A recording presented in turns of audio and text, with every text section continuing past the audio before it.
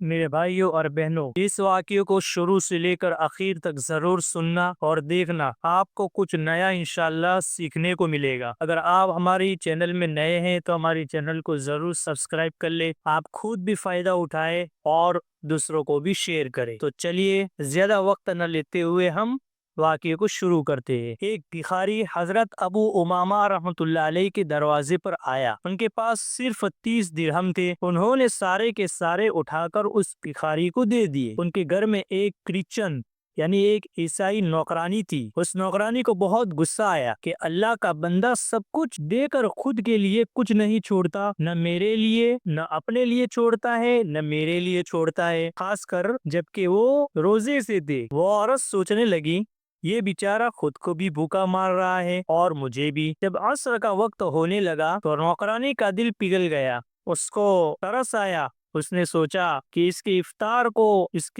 افطار کا انتظام کرنا چاہیے۔ وہ پڑوسی کے گھر کھانا لینے کے لیے گئی اور کھانا جو ہے ادھار لے کر آئی اور ان کا افطار تیار کیا۔ پھر وہ ان کا بستر ٹھیک کرنے لگی۔ جیسے اس نے تکیہ اٹھایا، اس کے نیچے سے 300 دینار نکلے۔ وہ حیران ہو گئی اور سوچنے لگی، اچھا اس لیے انہوں نے سارا پیسہ صدقہ کر دیا، ان کے پاس پیسہ یہاں چھپا ہوا تھا اور مجھے بتایا ہی نہیں۔ جب حضرت ابو امامہ رحمۃ اللہ علیہ شام کو گھر آئے تو نوکرانی نے کہا، اللہ کے بندے مجھے تو بتا دیتے کہ پیسہ یہاں رکھا ہوا ہے، میں تو پڑوسیوں سے ادھر لے آئی، میں تو اسی سے کام چلا لیتی۔ انہوں نے پوچھا، کون سا پیسہ؟ اس نے کہا، وہی جو تکیے کے نیچے تھا۔ انہوں نے کہا، اللہ کی قسم وہاں ایک سکہ تک نہیں تھا۔ نوکرانی نے پوچھا، تو پھر یہ پیسہ کہاں سے آیا؟ انہوں نے جواب دیا، یہ میرے رب کی طرف سے آیا ہے اور کہاں سے آ سکتا ہے۔ میرے بھائیو دیکھیے، انہوں نے اللہ کے بندے کو خیرات کیا، صدقہ کیا، اللہ کی رضا کے لیے صدقہ کیا، اللہ کے نام پر صدقہ کیا، سامنے والے کی ضرورت کو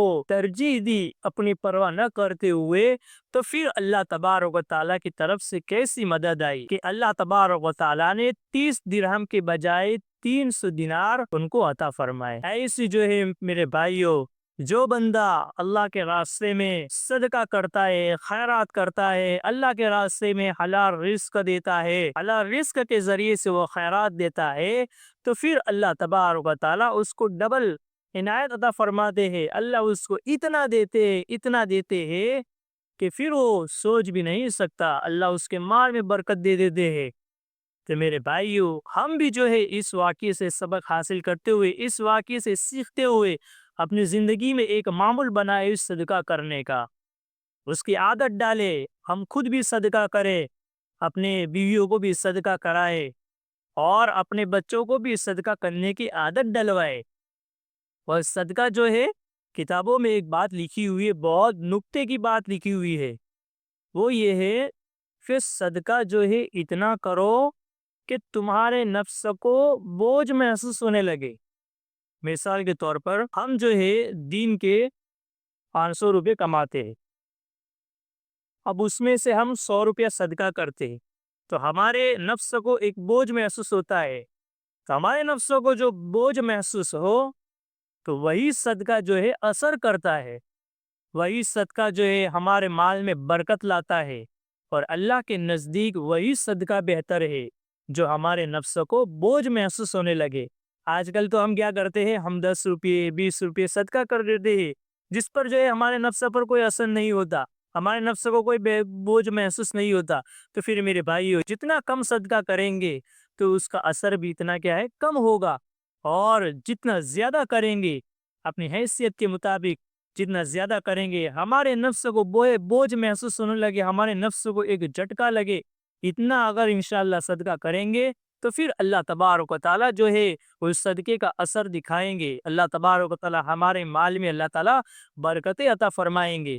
کتابوں میں ایک بات لکھی ہوئی ہے کہ جو بندہ کثرت سے صدقہ کرتا ہے تو پھر اللہ تبارک و تعالیٰ بڑی بڑی مصیبتیں جو ہے اس سے کیا کر دیتا ہے، دور کر دیتا ہے۔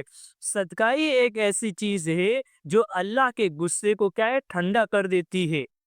اللہ کے غصے کو کیا کر دیتی ہے، ٹھنڈا کر دیتی ہے، بڑی بڑی مصیبتوں کو کیا ہے، روک دیتی ہے۔ آج جو ہے ہم ہاسپٹلوں میں کتنا پیسہ خرچ کر ڈالتے ہیں، لاکھوں کے لاکھوں ہم جو ہے خرچ کر ڈالتے ہیں۔ میرے بھائیو، اگر ہم اتنا پیسہ اگر صدقہ کرنے میں لگا دے تو پھر جو ہے مصیبت آنے کا دروازہ ہی کیا ہو جائے گا؟ بند ہو جائے گا۔ اس لیے میرے بھائیوں، ہم جو ہے اپنے آس پڑوس میں جو غریب لوگ رہتے ہیں، جن کے گھر میں اگر راشن کی ضرورت ہے، کسی بھی چیز کی ضرورت ہو، تو ان کی ضرورتوں کا جو ہے خیال کرے۔ اگر ہم ان کا خیال کریں گے تو پھر اللہ تبارک و تعالی ہماری ضرورتوں کا خیال رکھے گا، ہمیں جو ہے مصیبتوں سے کیا ہے؟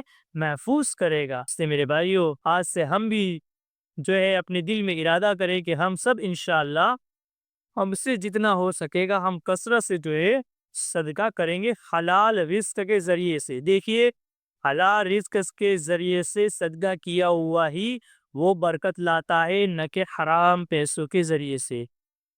حرام پیسوں کے ذریعے سے صدقہ کرنے میں مال میں برکت نہیں ہوتی۔ اس لیے ہم سب سے پہلے تو حلال رزق کمانے کا اہتمام کریں، پھر دوسری سے کیا ہے؟